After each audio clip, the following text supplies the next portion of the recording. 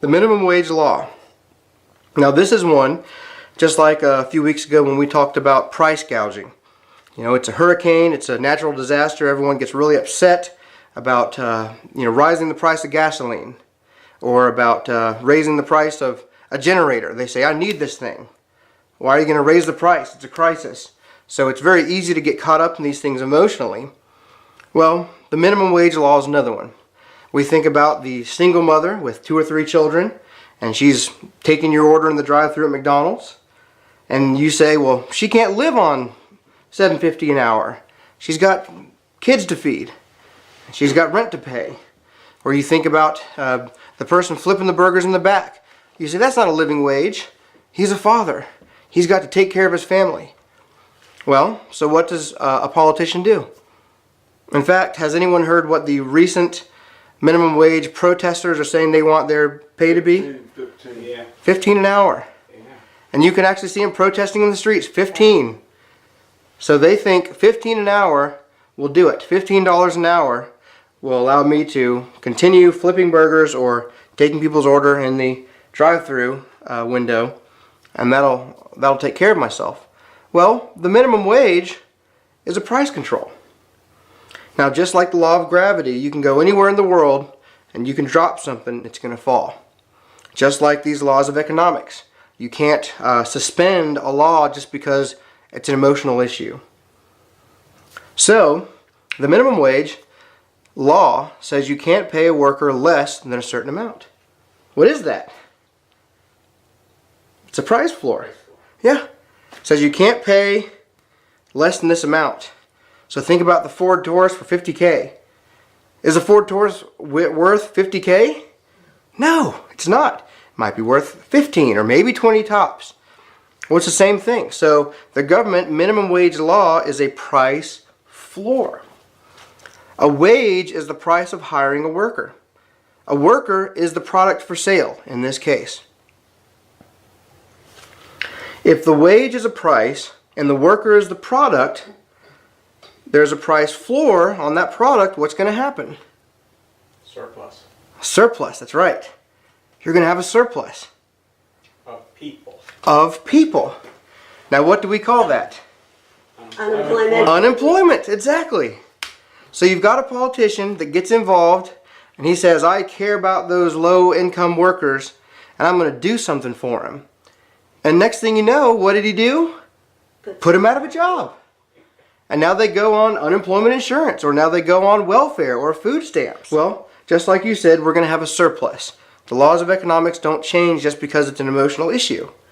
You have to be strict with your economic interpretation to get these things right.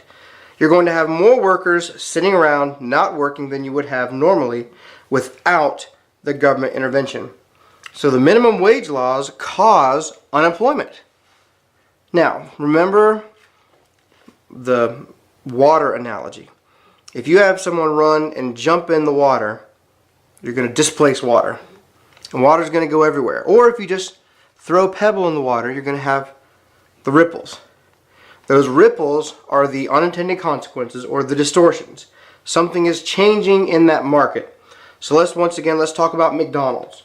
Okay, because they're protesting for 15 an hour. Right now it's $7.25 federal minimum wage. So let's just say that a worker is going to go in, and maybe this worker is going to just clean up trash. And maybe for the business owner, this amounts to about $5 worth of productivity an hour. That's what this worker is worth to the owner. But it's $7.25 minimum wage. So every hour, that owner has got to make up $2.25 that he's losing on that worker. So you've got $225 worth of distortion. Make sense? Mm-hmm. Now, you can't just expect to get in the water and have the water not move. Something's going to happen. So either that business owner is going to what? Well, what are some options you think could be the ripple effects with that $2.25 an hour? What are the options? Raise prices. Raise the prices on the food. Exactly. So he says, I've got to make up $2.25 an hour. So raise prices on the food. Next thing you know, we're taking that. Every dollar or every burger is more expensive. Now what's another thing? What we see in the store, the packages are getting smaller. That's right. So you can either raise prices and now you're less competitive, or you give them less of a product. So once again, the public, the general public, the consumer, is paying for it.